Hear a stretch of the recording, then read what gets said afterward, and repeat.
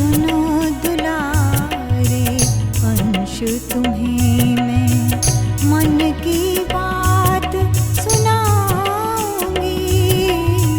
सुनो दुलारे अंश तुम्हें मैं मन की बात सुनाऊंगी। युग परिवर्तन की वेला में, युग परिवर्तन की वेला में तुमको प्रखर बनाऊंगी। सुनो दुलारे अंश तुम्हें मैं मन की बात सुनाऊंगी।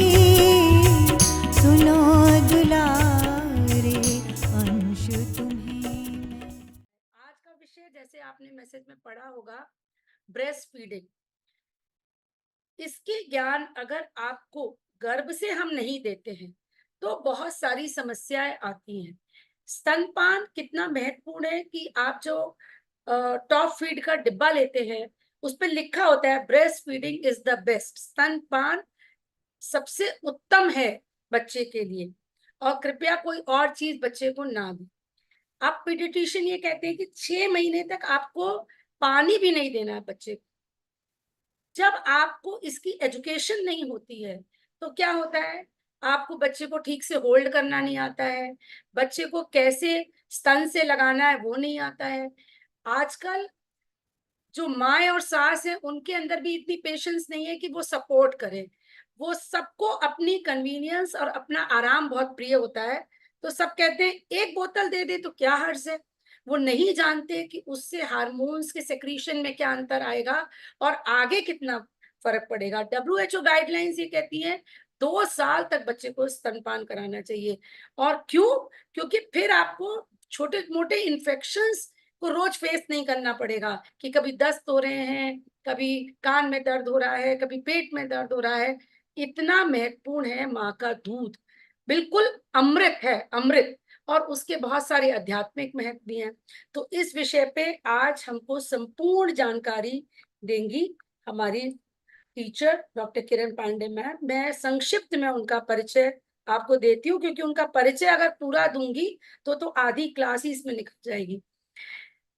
वो बहुत ही वरिष्ठ कानपुर की स्त्री एवं प्रसूति रोग विशेषज्ञ हैं।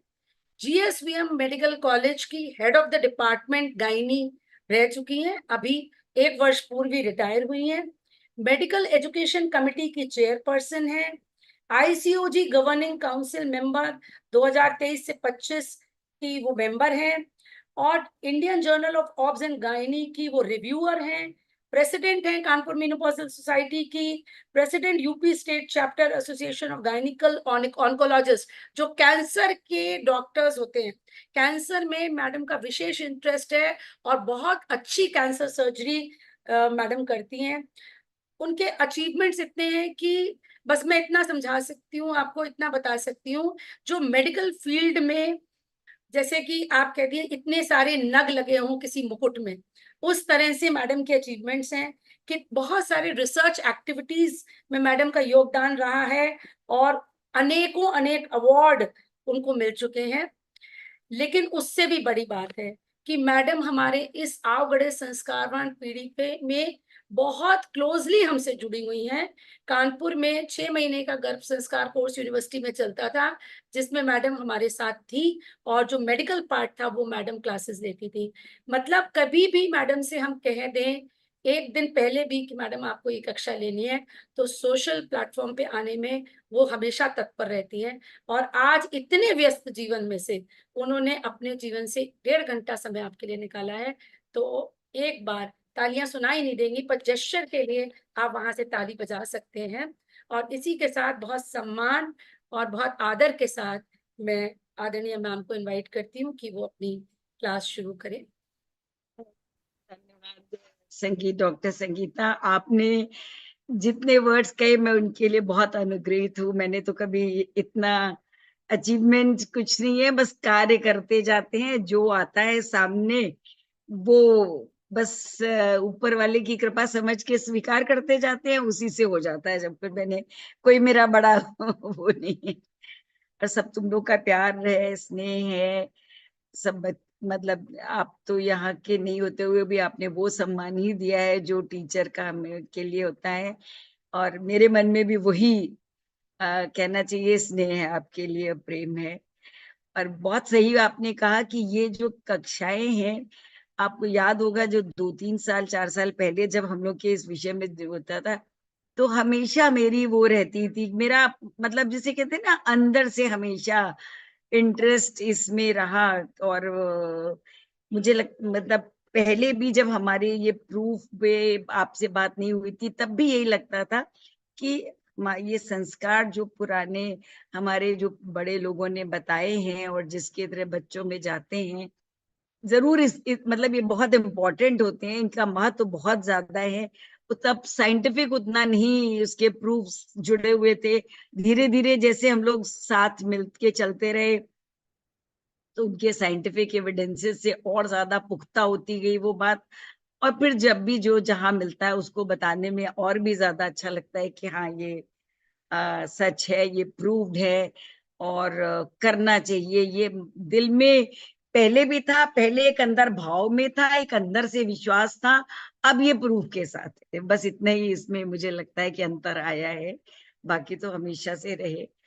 और जैसा एक और बिफोर मैं अपना ये स्टार्ट करूं, मुझे लगता है कि ये समय है आज का ऐसा, जब बहुत आवश्यक है कि हमारे आने वाली पीढ़ी और उससे आगे आने वाली पीढ़ियों को संस्कार की और ज्यादा आवश्यकता होती जा रही है। क्योंकि जैसा कि आप लोग भी सोशल मीडिया से कनेक्टेड हैं, बिना कुछ डिटेल उन सब बातों पे जाए हुए, लेकिन इतना आप सब समझते हैं, कुछ हमारी जो गुरुकुल प्रथा थी, जो हमारी बेसिक जो हमारी थी टीचिंग का जो एक कहना चाहिए फॉर्मेट होता था, उसको जानबूझ के डिस्ट्रॉय कर दिया गया। क्योंकि वो इतना महत्वपूर्ण था कि अगर वो संस्कार और वो चलता रहता, तो ये जो वेस्टर्न जो कल्चर हमारे ऊपर, हमारे यंग जनरेशन पे हावी हो गया है, वो इतना नहीं हो पाता। इसलिए उसको जड़ से धीरे धीरे करके खराब खत्म किया गया। और अब वेस्टर्न, और अब फिर लौट के लोगों को समझ में आने लगा है। और हमारा इस समय यही कर्तव्य है कि जो हमारे यंग जनरेशन को समझ में आ रहा है, उसकी समझ को पुख्ता करें, क्योंकि उसका दिमाग साइंटिफिक है। तो अगर हम उससे साइंटिफिक प्रूफ के साथ जब बात करते हैं, तो उसे ज्यादा समझ में आता है। वरना उसे बात एक अंधविश्वास या वैसी वाली लगती है कि ये कहानियां हैं या कुछ है। कहानियां कहने को तो देखिए, मतलब बात की बात है कि श्री राम जी के लिए भी कह दिया गया कि वो तो काल्पनिक हैं, तो किसी के लिए भी कहा जा सकता है, इसलिए इस विषय पे क्या कहा जाए। खैर, हम आते हैं अपने आज के टॉपिक पे। मैं शेयर करती हूँ अपनी screen, doctor Sangeeta. Yes, ji ma'am. Yes, I hope ji ma'am, visible दिख है रही है, मेरी स्क्रीन क्लियरली। दिख रही है, यस मैम। अच्छा, ठीक है। So thank you very much एक बार फिर से। और यहाँ पे मैं फॉक्सी की, चूंकि मेडिकल एजुकेशन कमेटी चेयरपर्सन हूँ, तो उसके प्रेसिडेंट डॉक्टर जयदीप टैंक और हमारी सेक्रेटरी जनरल डॉक्टर माधुरी पटेल, वो लोग अभी सूरत के कॉन्फ्रेंस में बिजी हैं, वरना वो हमेशा ज्वाइन करते हैं। लेकिन मैं उनकी बहुत आभारी हूँ कि उन्होंने वो हमें मौका देते हैं कि हम ये एजुकेशन के पार्ट सब जगह जो है अपना स्प्रेड कर सके। नॉलेज के लिए कभी भी हमारी वो नहीं होती है।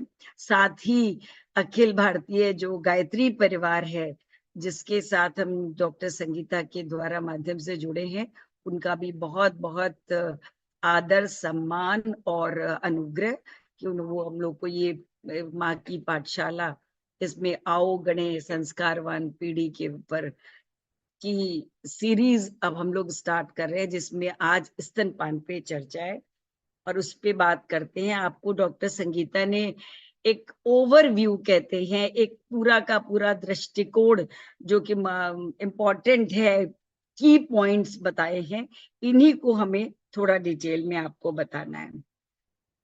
तो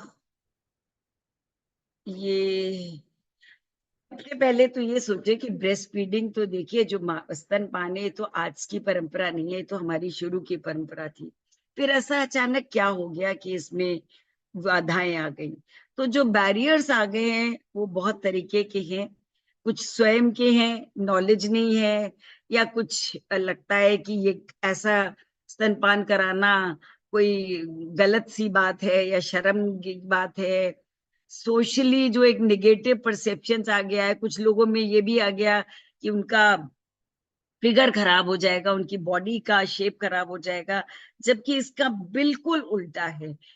स्तनपान कराने से जो बॉडी में पूरे 9 महीने में माँ के में जो एक्स्ट्रा फैट डिपॉजिट हो जाता है वो यूज हो जाता है, और उसका शरीर वापस नॉन प्रेग्नेंट स्टेट पे जो आता है उसमें ब्रेस्ट फीडिंग बहुत ज्यादा लाभदायक होती है।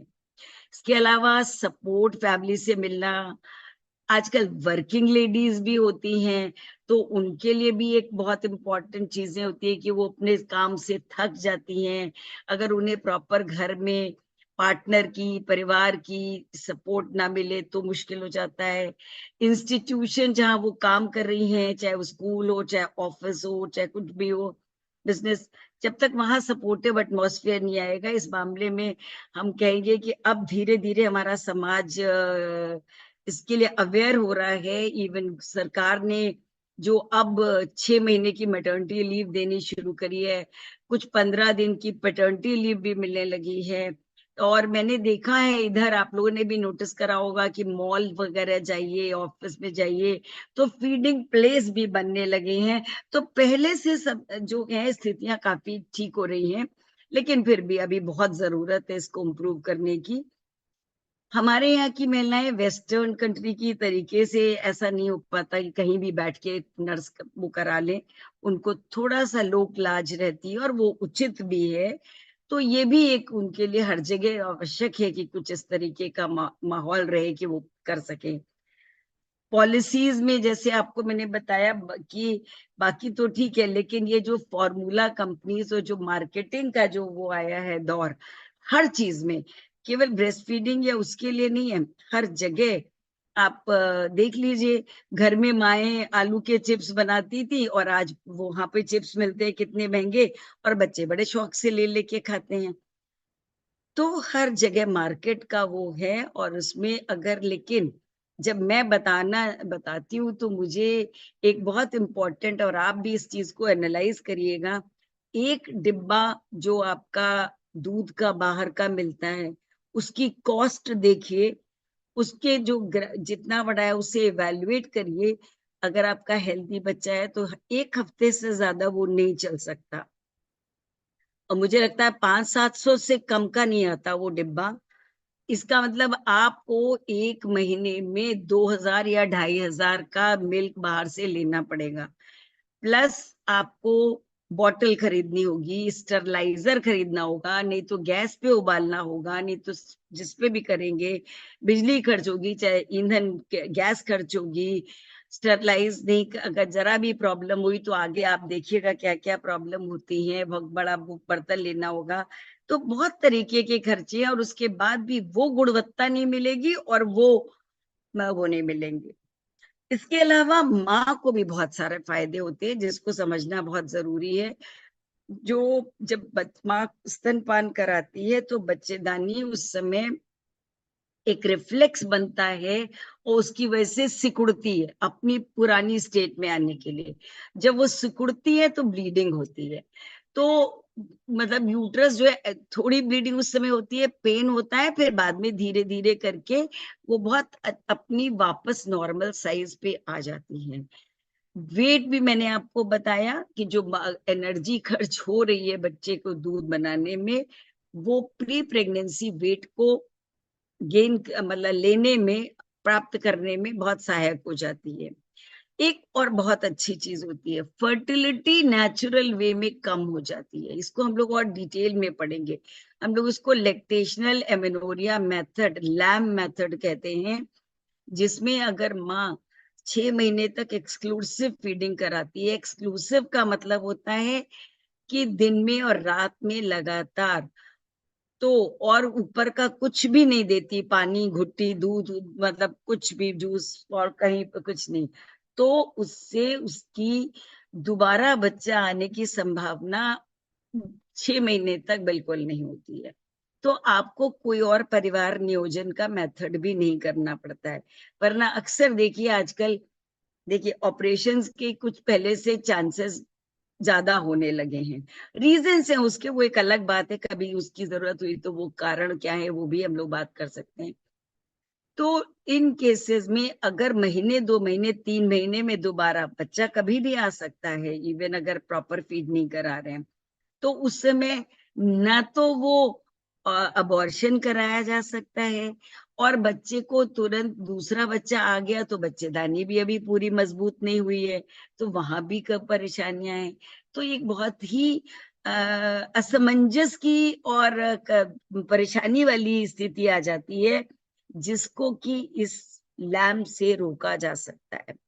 मदर एंड बेबी के बीच में बॉन्डिंग बहुत अच्छी होती है, और मैंने आपको जैसे बताया था, जो इन्फेंट फॉर्मूला खरीदने के पैसे जो लगते हैं वो कम बहुत बचते हैं। माँ का दूध बनाया ही बच्चे के लिए गया है, इससे ज्यादा आप ये सोच सकते हो कि ये बेस्ट है। जिस तरीके से गाय का दूध गाय के बच्चे के लिए, भैंस का दूध भैंस के बच्चे के लिए, इसी तरह ह्यूमन मदर का ह्यूमन बेबी के लिए है। हम उसको वही उसमें बेस्ट न्यूट्रिएंट देता है, बेस्ट उसकी वजह से डाइजेशन होता है और नीड्स पूरी होती है, और इसमें किसी भी तरीके का इन्फेक्शन होने का संभावना नहीं होती। किसी भी तरीके के जो है अभी पेट का इन्फेक्शन, मैंने आपको बताया वो सब बॉटलें स्टरलाइज करनी पड़ेंगी, हाथ साफ होने चाहिए।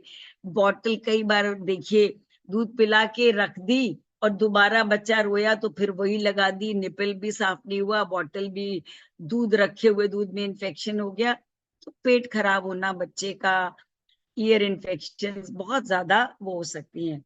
क्वेश्चंस आप लोग के किसी का हैंड रेज हुआ है? अगर कोई खास बात ना हो तो क्वेश्चंस नोट करके डाल नहीं मैम, दीजिए। वो गलती से हो गया होगा, बाद में लेंगे एकदम। अच्छा, हाँ, हम लोग बाद में ले लेंगे, यही मैं कहना चाह रही। तो ये जो है, अच्छा एक और चीज है, जब माँ ऊपर से पिला रही है तो उसको भी अंदाज नहीं होता कि बच्चा कितना पिएगा, अब उसको लगता है पेट भरा कि नहीं भरा। जबकि अगर बच्चा स्वयं ब्रेस्ट फीड कर रहा है तो आप देखिए वो ऑटोमेटिकली छोड़ देगा जब उसका पेट भर जाएगा।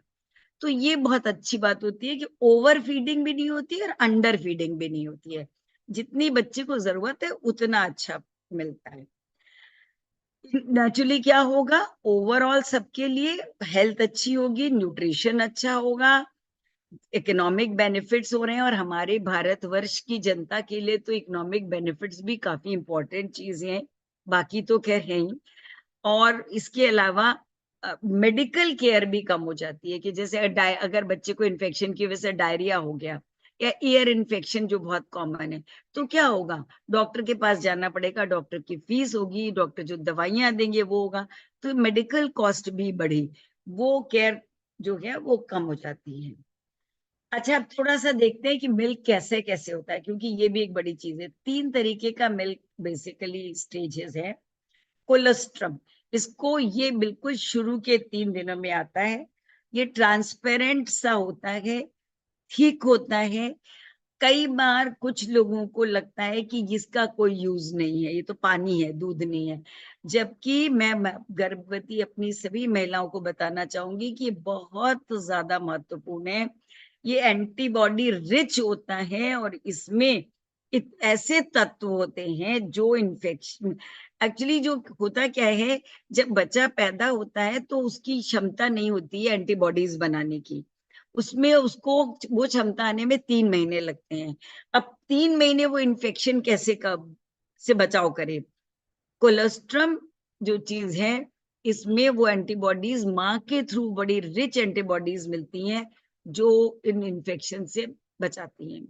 फिर एक फेज आती है जो ट्रांजिशनल मिल्क है, जो 3 से 10 डेज के बीच में होती है, और 10th डे के बाद जाके वो मेच्योर मिल्क आता है। जो पतला वो होता है।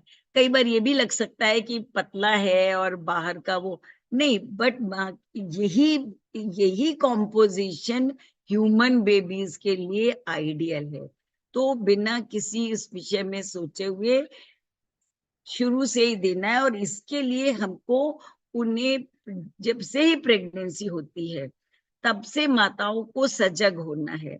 उनको ये भी देखना है कि उनके ब्रेस्ट नॉर्मल है कि नहीं है, डॉक्टर्स देखते हैं, और कोई प्रॉब्लम हो तो खुद भी बता सकती हैं। अगर किसी के रिट्रैक्टेड निपल्स हैं तो पहले डिस्कस करे जा सकते हैं क्या करना है।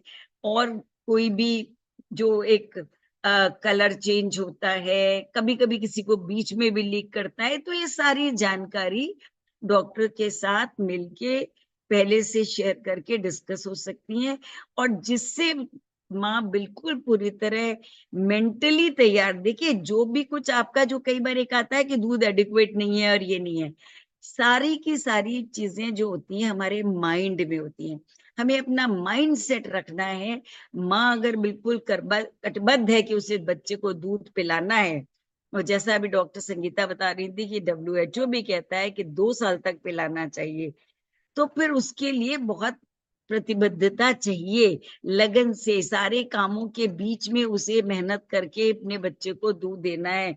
वो थकेगी भी, उसको वीकनेस भी आएगी, उसका सपोर्टिव वो देखना है, अपनी डाइट ठीक रखनी है। अब ये जो एक मैंने कहा था, ज्यादा इसकी साइंटिफिक डिटेल में नहीं, बस एक लाइन बताना चाहूंगी कि इजीली डाइजेस्टेबल होता है। क्यों? क्योंकि इसमें वे प्रोटीन होती है, और इसका और केसीन का रेशो जो बच्चे जो चाहिए होता है वही माँ के ह्यूमन मिल्क में होता है। इसके लिए, और उसमें एंटीबॉडीज होती है, उसके ज्यादा मैं साइंटिफिक वो नहीं बताने जा रही, सॉरी। जैसा मैंने आपको बताया, डायरिया, दस्त होना, ये देखा गया है कि जो ब्रेस्ट फीड बेबीज हैं उनमें हार्डली 1% में होता है, जबकि नॉन ब्रेस्ट फीड जो बेबीज होते हैं, जो ऊपर का दूध लेते हैं, उनमें 17.3%, मतलब 17 गुना से ज्यादा चांसेस होते हैं। एक चीज यहाँ पे आपको इसमें दूसरी चीज ये है कि इनको रेस्पिरेटरी, सांस की बीमारियां भी ब्रेस्ट फीड बेबीज में कम होती हैं। इनमें एलर्जी डिसऑर्डर्स, आजकल देखिए ना, बहुत ज्यादा लोगों की कंप्लेंट रहती है कि हमारे बच्चे को एलर्जी है, इसकी एलर्जी है, अस्थमा है, वो है, allergic bronchitis, rhinitis. Breast feed babies में ये सब कॉम्प्लिकेशंस कम होती हैं।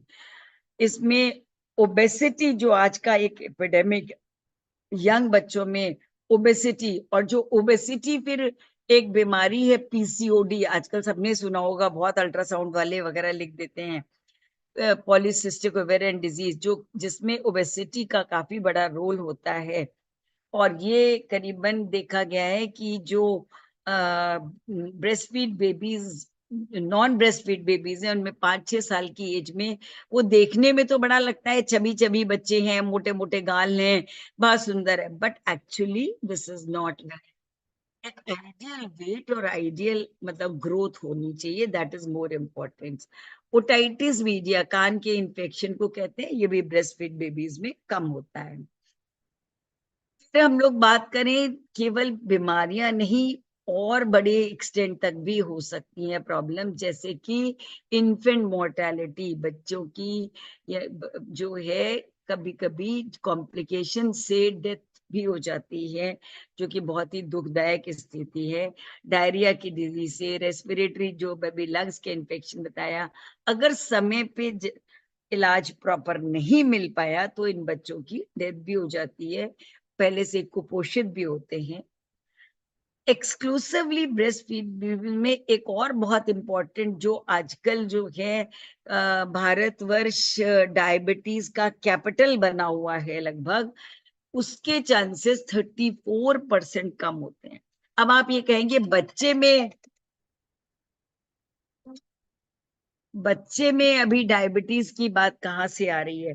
तो हम आपको ये जानकारी देना चाहेंगे कि जो साइंटिस्ट ने आजकल इस बात को प्रूव करा है कि बहुत सी ये डिजीजेज, जिन्हें हम मेटाबॉलिक डिसऑर्डर की तरह से देखते हैं, जिनमें डायबिटीज बहुत मुख्य रूप से है, इसका बीज प्रेगनेंसी में पड़ जाता है। मतलब जो ब्रेस्ट जो ड्यूरिंग प्रेगनेंसी अगर माँ के जो डायबिटिक मदर हैं उनका अगर कंट्रोल ढंग से नहीं हुआ प्रॉपरली, तो आने वाला जो बच्चा है उसमें डायबिटीज के चांसेस ज्यादा होंगे। इसी तरीके से ब्रेस्ट फीड अगर उनको फीडिंग प्रॉपरली नहीं कराई गई है तो भी इनमें डायबिटीज के चांसेस बढ़ जाते हैं। कैंसर के भी चांसेस बढ़ते हैं, 1 to 8 टाइम्स देखा गया है, ज्यादा हो सकते हैं। तो आपको परसेंटेज की बात नहीं है, आपको एक उसकी एक अनुमानित ये देखना है कि कितना चीजों से फायदा हो रहा है। अगर हम एक अपनी जो प्रकृति ने देन दी है उसको हम ना करके अगर हम कुछ और सहारा लेते हैं तो क्या नुकसान होगा। साइकोलॉजिकल डेवलपमेंट बच्चे का, देखिए माँ, और जब माँ बच्चे को अपने सीने से लगाती है फीड करने के बाद या दोबारा दुलारती है पुचकारती है, तो जो बच्चे में ऐसे बोल नहीं पाते बट एक अलग ही सेटिस्फेक्शन आता है। माँ के सीने से लगते ही बच्चे सो जाते, तो ये बहुत उनको एक कॉन्फिडेंस देता है और ये आगे आने वाले बहुत सारे फेयर साइकोसिस और उन सब चीजों से बचाता है। इन बच्चों को देखा गया है इनका आईक्यू भी ज्यादा होता है।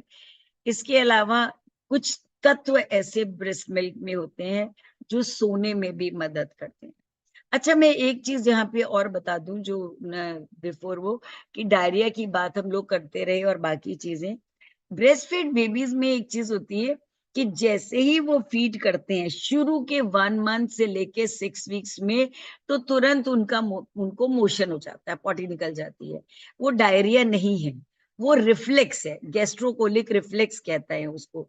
इधर उन्होंने पिया उधर उनका निकल गया, लेकिन वो डायरिया में नहीं गिना जाता। डायरिया एक अलग चीज होती है, जब एक फ्रॉदी और वैसे वाले स्टूल, बार बार स्मेली स्टूल्स हो रहे हैं विद पेट दर्द के साथ, तो ये एक समझना जरूरी है।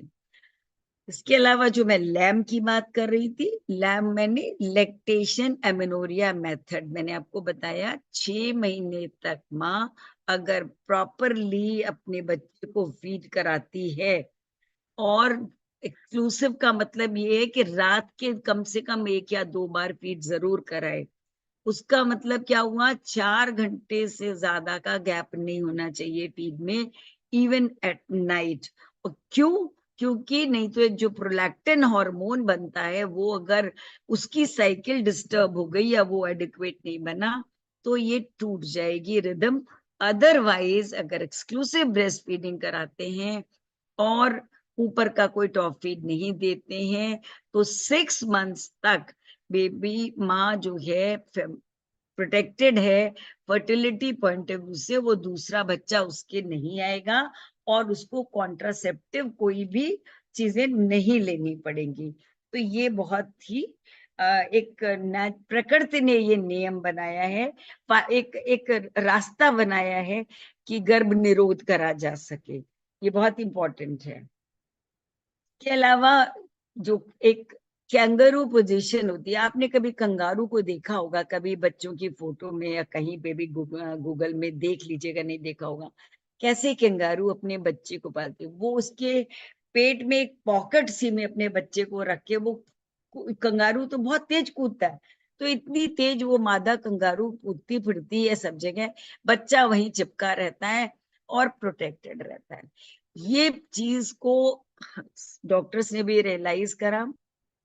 विशेषतः जो बच्चे कमजोर होते हैं, जिनका या तो समय से पहले पैदा हो गए या जो कमजोर बच्चे वेट वाइज कमजोर हैं या कोई और समस्या, उनको देखा गया है कैंगरू मदर केयर कहलाती है ये KMC।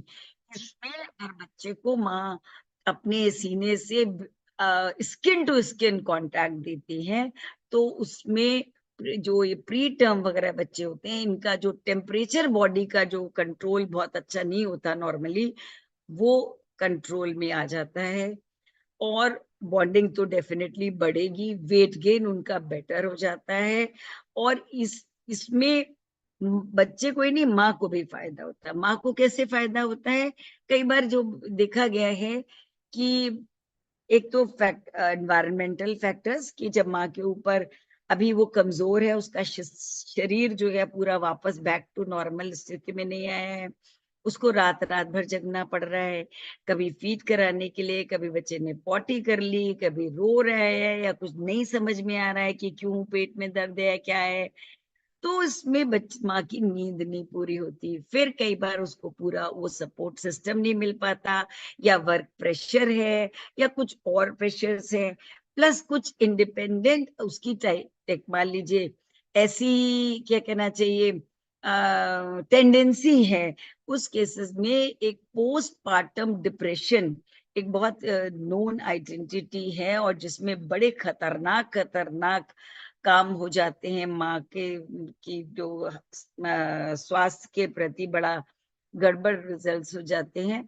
उसको भी केएमसी से कंट्रोल किया जा सकता है, ये सेंसिटिविटी इसकी बेटर होती है। जितनी जल्दी हो सके इसको करना चाहिए, डिपेंड करता है, और बहुत ही पॉजिटिव इफेक्ट मिलता है इन्फेंट पे, पेरेंट पे, साइकोलॉजिकल डेवलपमेंट में, म्यूचुअल कम्युनिकेशन में, अंडरस्टैंडिंग में, सोशल रिकॉग्निशन, पेरेंटल स्ट्रेस कम होने में, और ऑप्टिमल फैमिली होम एनवायरनमेंट में करने में बहुत ही मदद मिलती है। ये हमारे हॉस्पिटल का एक वो है, जिसमें देखिए माँ को टॉवल, बच्चे को बाहर से टॉवल से करा गया है, लेकिन बच्चा माँ के साथ स्किन टू स्किन कांटेक्ट में है। जो आज कभी कभी इन बच्चों को जो वेंटिलेटर वाले तो खैर अलग होते हैं, लेकिन जो अदरवाइज उनको वो चाहिए होता है पूरे टाइम केयर, वो कई बार माँ के सीने से लग के ही बच्चे को प्रोटेक्टेड एनवायरनमेंट मिलता है, और गैजेट्स जो हैं उनकी उतनी जरूरत नहीं पड़ती है। सक्सेसफुल ब्रेस्ट फीडिंग के लिए अब आप कहोगे तो करने की कोशिश तो करते हैं, लेकिन हुआ नहीं, या एडिक्वेट नहीं हुआ, या कुछ को लगता है।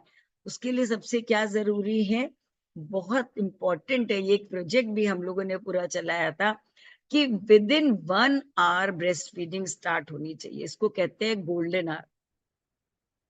अब आप कहोगे, कई बार ये भी लगता है कि भाई ऑपरेशन के केस में गोल्ड कैसे हो जाए। नहीं, हमने देखा है, मतलब देखा क्या, हम लोगों ने इसको स्टडी किया है। ऑपरेशन करते करते बच्चे को नर्स जो है ब्रेस्ट को क्लीन करके, उधर एनेस्थीसिया चल रहा है, इधर वो चल रहा है, और बच्चे को ब्रेस्ट से लगा देते हैं। और इनफेक्ट बच्चा जो है धीरे उसको एक अपना नेचुरल सी स्मेल कहिए, या जो भी टेक्टाइल सेंसेशन से वो धीरे धीरे वो हाथ पैर मार के रिंग रिंग के वो वहां माँ के ब्रेस्ट तक पहुंच जाता है, और वही उसकी सकलिंग, ये जो पहला जो वो सकल करता है, वहां से रिफ्लेक्स स्टार्ट होता है, और वहां से वो प्रोलैक्टिन हार्मोन जाता है, और उससे ऑक्सीटोसिन प्रोड्यूस होता है, जो मिल्क को लेट आउट करता है। तो और इनिशियली कोलेस्ट्रम बनेगा, जो मैंने आपको बताया वो, लेकिन बहुत इंपॉर्टेंट है। और स्किन टू माँ को बीच में आपने याद देखा होगा, वेस्टर्न उसके इन्फ्लुएंस में बच्चे को लिटाने लगे थे वो डोली अलग से, लेकिन फिर से सबको समझ में आया है कि बच्चे को माँ के साथ ही लिटाना चाहिए। बच्चे का भी कॉन्फिडेंस बढ़ता है, माँ का भी बढ़ता है, और जो स्किन टू स्किन कांटेक्ट होती है उससे प्रोटेक्शन मिलता है। तो ये बहुत सक्सेसफुल फीडिंग के लिए इंपॉर्टेंट चीजें हैं। कोई भी बहुत इंपॉर्टेंट चीज है, प्री लेक्टियल फीड्स नहीं देने चाहिए। प्री लेक्टियल फीड्स क्या होते हैं, जैसे भुट्टी है, और कुछ प्रथा होती है कि हनी दे दिया, ये सब चीजें कल्चरल इन्फ्लुएंसेस होते हैं। इनसे फिर माँ का दूध उतरने में दिक्कत होती है, बाद में देर हो जाती है, और फिर फीलिंग आती है कि दूध कम है। ये भी एक फीलिंग होती है। जो बिल्कुल पैदा हुआ बच्चा होता है उसको मुश्किल से 1 ड्रॉप मिल्क की जरूरत होती है इनिशियल फेज में। उसका पेट जो है, स्टमक जो है, वो मटर के दाने के बराबर होता है केवल। तो लेकिन माँ को पूरे टाइम ये फीलिंग रहती है कि वो बच्चे ने पेट नहीं भरा, और दूध कम है। वहां हम लोग को सबको समझना है कि ऐसा नहीं है। और बच्चे को तो रोना ही आता है, वो तो रोए, उस एक ही भाषा है।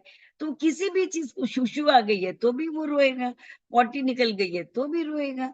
तो भूख लगी है तो भी रोएगा, नींद आ रही है तो भी रोएगा। तो रोना इज नॉट अ क्राइटेरिया इस बात का कि दूध पेट नहीं भरा। There may be hundreds of things. तो ये इसको ध्यान में रखना। और ये अगर फीड ढंग से नहीं स्टेब्लिश हुआ तो न्यूट्रिएंट डिफिशियंसी होगी, और अदर जो सारे के सारे अभी हमने बेनिफिट्स दिखाए हैं, आपको बताए हैं और चर्चा की है, वो नहीं मिल पाएंगे। तो फिर जस्ट एक समराइज करने के लिए समझ लीजिए कि फीडिंग, अच्छा हाँ ये तो लेकिन नई चीज भी है और इम्पोर्टेंट भी है कि फीडिंग ऑन डिमांड होनी चाहिए। ये भी एक बीच में हो गया था, सब 3 घंटे पे होना चाहिए या 2 घंटे पे। नो, बच्चा जो बिल्कुल पैदा हुआ है वो तुरंत तुरंत पूरा पेट नहीं उसका भर पा, वो एक बार में इतनी मेहनत करके पी नहीं पाता। जैसे ही माँ के सीने से लगा, वो 5 मिनट में बच्चे को नींद आ जाएगी। वहां पे आपको करना क्या है, आप पैर पे, पीठ पे, कहीं भी धीरे से टैप करके बच्चे को थोड़ा जगाते रहें और उसे प्रॉपरली उसे पीने का मौका। नहीं तो फिर एनगॉजमेंट होगा, ब्रेस्ट भर जाएंगे, और जब ब्रेस्ट कड़े हो जाएंगे भरने से तो फिर निकलेगा नहीं, तो बच्चा पी नहीं पाएगा, फिर वो रोएगा। तो इसके लिए डिमांड फीडिंग की करनी चाहिए। नाइट फीड मैंने आपको बता दिया। वाटर कुछ नहीं देने का। हमारे जो माओ के जो दूध में 90% तो वाटर ही होता है, तो अलग से पानी देने की कोई जरूरत नहीं होती है। कोई रिस्ट्रिक्शन नहीं है कि इतनी ही देर दूध पिलाना है। जब तक बच्चा को जरूरत है उसको पिला सकता है, जितनी बार बच्चा मांगे उतनी बार देना चाहिए। ये बहुत इंपॉर्टेंट चीज है। एक समस्या और बात यह है कि कई बार माओ को लगता है कि कट गया, या फिर वो पूरा वो बहुत पेनफुल हो रहा है। उसका क्या है कि बच्चे का मुंह माँ के ब्रेस्ट से करेक्ट लगा है कि नहीं लगा है। मैं आपको दोनों फोटो दिखाऊंगी। देखिए इस फोटो को आप ध्यान से देखें तो आपको समझ में आएगा, बच्चे का मुंह पूरा वाइड ओपन है, उसका जो नीचे का होठ है वो बाहर की तरफ टर्न है, उसकी चिन माँ के ब्रेस्ट से टच कर रही है। जो ब्लैक पार्ट है जिसको हम लोग एरियोला कहते हैं, वो पूरी तरह से कवर करा हुआ है, विजिबल नहीं है। और जब लार्ज ब्लैक पार्ट बच्चे के मुंह में होता है तो सारी जो मिल्क कलेक्टिंग डक्ट्स हैं वो सब बच्चे के मुंह में जाती हैं, तो दूध भी आराम से निकलेगा। और इसमें टंग जो है वो उस टीथ के नीचे होती है। ये होता है करेक्ट अटैचमेंट। अगर ये नहीं होगा तो निप्पल कटने के चांसेस रहेंगे, दूध एडिक्वेट नहीं आएगा, पेनफुल भी होगा। आप यहाँ देखिए बच्चे का मुंह भी पूरा नहीं खुला है, चिन और ब्रेस्ट के बीच में गैप है, बेबी केवल निप्पल सक कर रहा है, पूरा का पूरा ब्लैक पोर्शन बाहर है, और टंग भी अवे है टीथ से। तो इससे क्या होगा, एक तो पूरे सक नहीं कर पाएगा, जितना कोशिश करके जबरदस्ती फोर्स से सक करेगा तो माँ को पेन होगा, और निपल भी बहुत ही नाजुक जगह होती है, वहां पे कट्स हो जाएंगे। इसके लिए माँ को बताना होता है कि अगर ऐसा हो, अगर बच्चा पूरा मुंह नहीं खोल रहा है तो वो चिन के पास टैप करे, और जिस समय बच्चा पूरा मुंह खोले तभी दे, और पूरा एरियोला उसके बच्चे के मुंह में जाना चाहिए। अगर नहीं तो दोबारा खोलिए उसका मुंह, फिर से खोल दीजिए, और उसे जब तक कि उसको शुरू में इस बात को सीखना होगा बच्चे को कि जब मैं पूरा मुंह खोलूंगा तभी मुझे मिलेगा, है ना। तो बच्चे को पूरा मुंह जब खुला होगा तभी उसे मिल्क मिलेगा। ये एक कंडीशनिंग डेवलप करानी पड़ती है, नहीं तो शोर निपल्स वगैरह की प्रॉब्लम हो सकती है। ये कुछ पोजीशंस हैं, इनको डिफरेंट डिफरेंट एक्चुअली, ऐसा कुछ ये नहीं है कि कौन सी अच्छी है, किसको कौन सी में फीड कराने में किस माँ को किस में आराम मिलता है। इसको देखिए फर्स्ट पोजीशन जो है ये वो है क्रेडल होल्ड। इसमें कहीं वो होता है, अच्छा खैर मुझे नहीं पता, एक पॉइंटर होता है शायद, हम लोग नहीं शेयर कर पा रही हूँ। एनीवे तो ये क्रैडल होल्ड है, ये क्रॉस कडल है, ये उसी तरफ सेम ब्रेस्ट से, ये अपोजिट साइड से माँ कर रही है। तो देखिए कितने प्यार से बच्चे ने भी अपना हाथ लगा रखा है, सपोर्ट कर रखा है, उसे भी पता है कि यहाँ से मिल मिल रहा है, वो कहीं चला न जाए, तो वो भी अपना पकड़े हुए हैं पूरा। This a very very satisfying situation.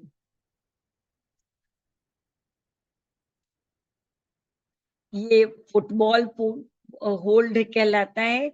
इसमें बच्चा मतलब जो है माँ बच्चे के सिर को फुटबॉल की तरह होल्ड करके अपने ब्रेस्ट के पास लाए हुए हैं और फीड करा रही है।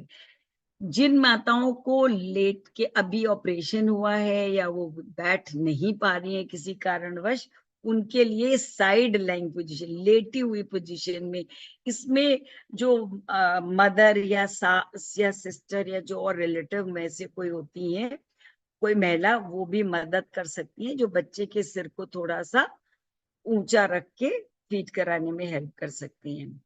ये सेडल होल्ड है, दोनों तरफ से बच्चे को अपने उस पे लैप में बिठा रखा है और बच्चा फीड कर रहा है। ये इसी की ट्विन फुटबॉल होल्ड, अगर ट्विन बच्चे हैं तो उनको कैसे माँ साथ साथ दोनों बच्चों को फीड कराए, ऐसा नहीं है कि नहीं करा सकती है। तो चाहे ट्विन फुटबॉल होल्ड हो, चाहे ट्विन क्रेडल होल्ड हो, इन दोनों तरीकों से माँ बच्चे को फीड करा सकती है। तो ये पोजीशंस, कोई इनमें ऐसा नहीं है कि ये पोजीशन अच्छी है या ये पोजीशन खराब है या इसमें कम मिल्क है ज्यादा। ये माँ और बच्चे के आपस में बेस्ट पोजीशन, बच्चे को कहाँ मिल रही है, कंफर्ट मिल रहा है, और माँ को किस में कंफर्ट मिल रहा है। अनलेस एंड अनटिल ऑपरेशन वाले केस में साइड लाइन पोजीशन जो एक अलग से चीज है, अदरवाइज और ट्विन की स्पेशल चीजें हैं, बाकी कोई भी पोजीशन ले सकते हैं। WHO रिकमेंडेशन की अभी बात कर रही थी डॉक्टर संगीता, तो WHO भी स्किन टू स्किन कांटेक्ट को बढ़ावा देता है और within 1 hour golden hour होना चाहिए। एक्सक्लूसिवली 6 मंथ्स के लिए है, और एक्सक्लूसिव का मतलब हमने आपको बता दिया कि ना कोई पानी, ना कोई शहद, ना कोई गुट्टी, ना कोई विटामिन सप्लीमेंट, कोई जरूरत नहीं होती है। और एक चीज और, कभी कभी देख आप कहिए, माँ से पूछते हैं हम लोग कि आप अपना दूध पिला रही हैं? हाँ, हम अपना दूध पिला रहे हैं, आप पूरा नहीं पड़ता और ये वो। फिर आपने बहुत स्पेसिफिक पूछा, कभी कभी रात में नींद पूरी नहीं होती होगी तो आप पिला देते हो? हाँ, एक आध बार दे देते हैं, हम बाहर गए थे तो एहसास दे देती है एक बार। नो, यहाँ पे ये एक इम्पॉर्टेंट चीज है, एक बार या 2 बार भी अगर ऊपर का दूध दे दिया गया तो निपल कंफ्यूजन भी होता है, और जो प्रोलैक्टिन लेवल जो है वो चेंज हो जाता है, और जो स्टिमुलस सकलिंग रिफ्लेक्स की वजह से जा रहा है वो भी डिस्टर्ब जाता है, और दूध प्रोडक्शन कम हो जाता है। यहाँ पे एक सप्लाई, डिमांड एंड सप्लाई का फॉर्मूला भी रखता है, जितना बच्चे की डिमांड है हमारा बॉडी, माँ की बॉडी उतना ही बनाती है। अगर डिमांड, एक बार अगर ऊपर का टॉप फीड लेते हैं तो ये थिक होता है, ये इजीली डाइजेस्ट नहीं होता। एक फीड की जगह वो 2 फीड के बच्चा खूब गहरी नींद सोता है, माँ को लगता है अरे ये तो बहुत आराम, अब इसको असली आराम मिला। वो एक्चुअली डिफिकल्ट टू डाइजेस्ट होता है, वो 2 फीड का टाइम ले जाता है, और माँ के 2 फीड का टाइम का अंतर हो गया तो जो उसके हार्मोन्स गड़बड़ हुए, जो रिफ्लेक्सेस गड़बड़ हुए, जो निप्पल कंफ्यूजन हुआ, उससे उसका फीड धीरे धीरे कम होगा, पता भी नहीं चलेगा। और फिर एक्चुअली क्या होगा, जो पहले फीलिंग थी कि कम आ रहा है, अब एक्चुअल कम हो जाएगा। तो ये बहुत इंपॉर्टेंट है कि समझदारी से हमारी माएं इसको करें। Protectability of nipple is more important than the length. Length की कोई वो नहीं, प्रोट्रूड करे हुए होना चाहिए, और माँ को के एब्डोमेन चेस्ट जैसा पॉसिबल हो वैसे करके देना चाहिए। इसके अलावा कुछ एक एक चीज मैं आपको उस वक्त बता रही थी, सोर निपल, अगर वो जो फीड ठीक से नहीं कराया, एरियो करेक्ट अटैचमेंट नहीं हुआ, तो अक्सर माओ को होता है कि मेरे दर्द हो गया, सोर निपल्स हो गए।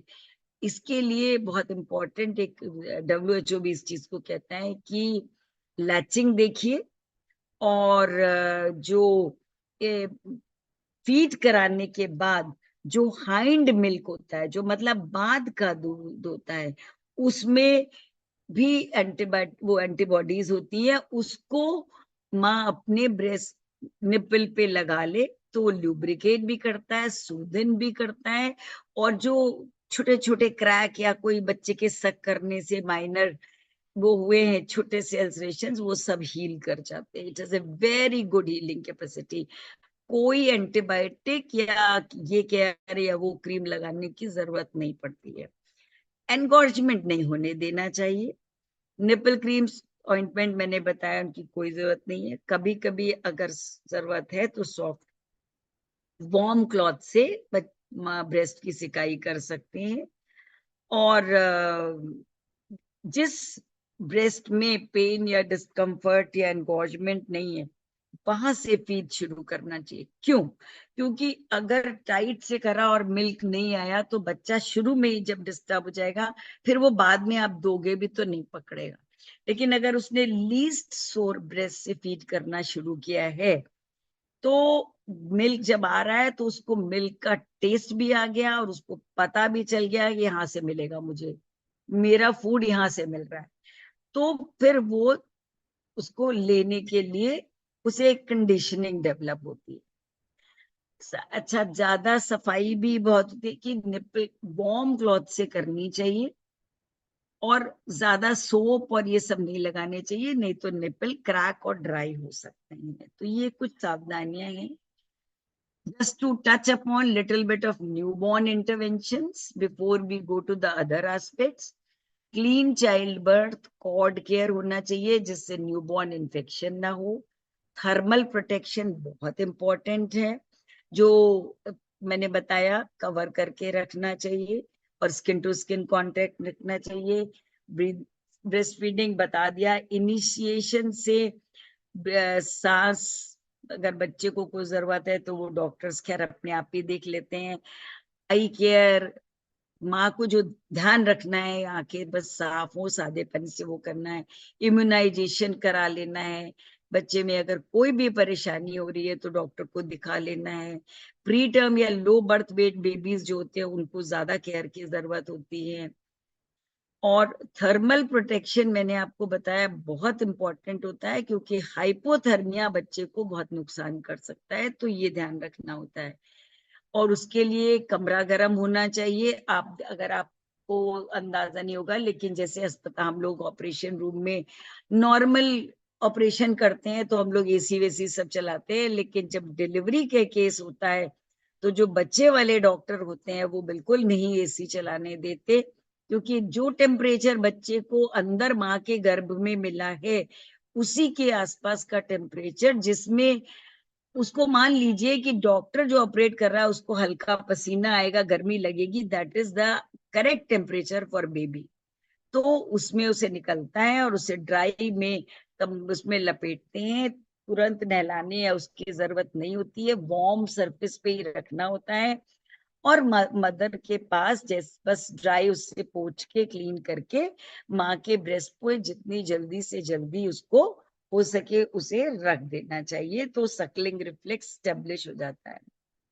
इम्यूनाइजेशन मैंने आपको बता दिया कि बस इसके ऊपर ध्यान रखना है। अब एक बहुत इंपॉर्टेंट बात है कि हमने आपको सारे साइंटिफिक फैक्ट्स तो बताए, लेकिन साथ में जो इसका स्पिरिचुअल एस्पेक्ट है, जो उसका डिवाइन वो है यूज, कि माँ अपने बच्चे को फीड कराते समय एक अच्छे संस्कार भी देती है। जब वो उसके साथ जुड़ी होती है, स्किन टू स्किन कांटेक्ट होता है, प्यार कर रही होती है, वो बात भी करती है, उस माँ को बच्चे को दोनों अंदर सेटिस्फेक्शन मिलता है, एक इमोशनल बॉन्डिंग होती है, एक कॉन्फिडेंस आता है, एक सिक्योरिटी की फीलिंग आती है। ये सब एक ब्रेस्ट फीडिंग में मिलेंगे, बोतल लगाने से नहीं मिलेगा, ये बात समझ लीजिए। तो अगर आप अपने बच्चों को संस्कारवान बनाना है, जो हम लोग जिस बात पे कर रहे हैं उसके लिए बहुत इंपॉर्टेंट है कि स्तनपान कराएं, से माँ उसके ऊपर ध्यान दें, उसको इन्वॉल्व कराएं। एंड प्रेगनेंसी के पीरियड से जैसा कि अभी प्लान किया गया है, शुरू से माँ उस बारे में अपना ध्यान रखे, उसके साथ के फैमिली वालों को, हस्बैंड को, पार्टनर को पूरा सपोर्टिव एटमॉस्फेयर बना के रखना चाहिए। माँ को खुश रहना माँ का बहुत जरूरी है। मेंटल स्टेट उसकी पॉजिटिव होनी चाहिए। बच्चे की तरफ उसका जितना लव अफेक्शन केयर होगा उतना ही उसका ऑक्सीटोसिन रिफ्लेक्स इंप्रूव करेगा, मतलब लेट आउट होगा, पॉजिटिव थॉट्स उसके होंगे। और ये तो बिल्कुल सोचना ही नहीं चाहिए, नहीं तो वर्ड हटा देना चाहिए कि मेरा दूध एडिक्वेट नहीं है, मैं कर नहीं पाऊंगी, नहीं, हटा देना चाहिए। शुरू से ये करना है कि मैं अपने बच्चे को पूरे 2 साल दूध पिलाऊंगी, और किसी भी तरीके की हर्डल जो दिमाग में आ रही है उसको रीचेंज करके, मैं मुझे कोई वो नहीं आएगी, मेरे सपोर्टर सब मुझे हेल्प करेंगे, वो बच्चा मेरा पूरा दूध पिएगा, ये पॉजिटिव थॉट्स उसके मन में जनरेट होने चाहिए। और इसके लिए साथ में और भी कर सकते हैं, डिवाइन एक्सपीरियंस भी और माँ और बच्चे का साथ में हो सकता है, विच विल जिससे संस्कार डेवलप होते हैं।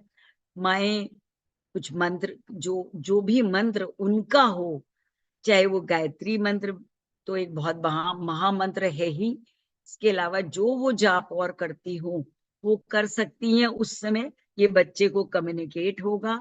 और वैसे भी कम्युनिकेट बातें आपने देखा होगा जो मैं एक्चुअली करती हैं, वो थोड़ा बात भी करती रहती हैं बच्चे से, और कई बार आप विश्वास नहीं होता लेकिन बच्चा भी रिस्पॉन्स दे देता है और बच्चा तुरंत चुप भी हो जाता है।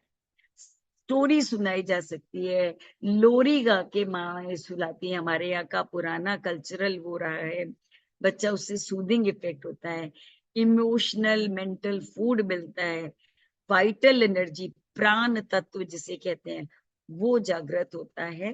तो ये माँ स्तनपान केवल एक फिजिकल इवेंट नहीं है, या वो है फिजिकल तो है ही नीड, लेकिन वो एक डिवाइन एक्सपीरियंस भी है। और वो डिवाइन एक्सपीरियंस माँ और बच्चे के बीच की बॉन्डिंग में आप देखिए, कई बार बड़े होके देखते हैं कि फादर कहते हैं कि तुम्हारी माँ, तुम्हारी माई माँ करता रहता है, हमारी नहीं सुनता। ये क्यों है? क्योंकि वो एक पॉजिटिव बॉन्डिंग जो गर्भावस्था से शुरू हो जाती है, वो माँ के साथ ब्रेस्ट फीडिंग के साथ जुड़ी रहती है। तो इन्हीं कुछ शब्दों के साथ एक ये तो खैर हॉस्पिटल्स के लिए इसको आपको जरूरत नहीं है। मैं आप लोग को बहुत बहुत धन्यवाद देती हूँ कि आप लोगों ने इसे इतनी तन्मयता से सुना, और मुझे पूरा विश्वास है कि आप लोग को कुछ महत्वपूर्ण बातें जो समझ में आई होंगी, और इसको आप अभी से अपना मानसिक उस तरीके का वो फ्रेमवर्क बनाएंगे कि आपको अपने बच्चे को 100% अपना कमिटमेंट दे के फीड करा। थैंक यू वेरी मच, धन्यवाद।